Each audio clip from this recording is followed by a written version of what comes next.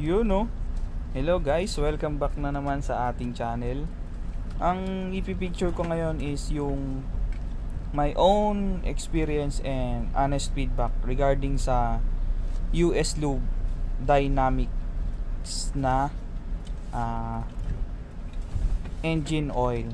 So base sa dalawang buwan ko siyang ginagamit, awi ng province, city driving, and based dun sa performance ng aking Innova na Toyota Innova Gas, medyo malaki yung pagkakaiba sa mga dati kong ginamit na langis. Unang-una, pagkakaiba niya mas tumahimik yung tunog ng aking makina. So yun nga, mas tumahimik, parang mas naging tipid din siya sa gasolina, kasi parang dati nag-average lang ako ng 5 kilometer per liter yung gas consumption.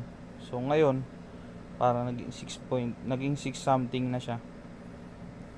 At yun nga, habang ginagamit mo siya ng ginagamit, habang tumatagal, mas lalong gumaganda yung takbo ng sasakyan. Kasi nung ginamit ko siya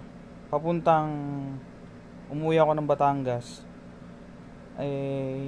dati nung iba pa yung gamit kong langis, medyo matagal pa siyang umusad sa 120 ganyan.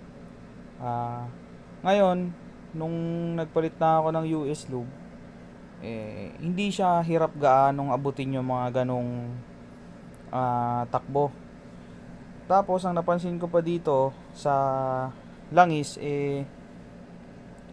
pagka yung cold start ka, hindi siya gaanong yung maingay, yung masyadong garalgal yung tunog ng makina. Smooth pa rin yung tunog niya.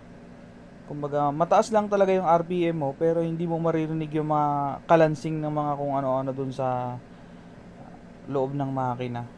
Unlike nung iba yung gamit kong langis, parang may mga naririnig pa akong fuel knock na tunog. So overall experience ko dito sa langis, good siya. So sa susunod na change oil ko, siya pa rin yung gagamitin ko. To kasi fully synthetic na langis. So habang ginagamit yung sasakyan, mas lalong tumatahimik, lumalakas, at gumaganda yung takbo niya. So hindi ko ino-overfeed yung US Lube para i-promote, kasi wala naman akong connection dyan. Yung sinasabi ko lang kung ano yung nararanasan ko, na experience ko sa langis. Overall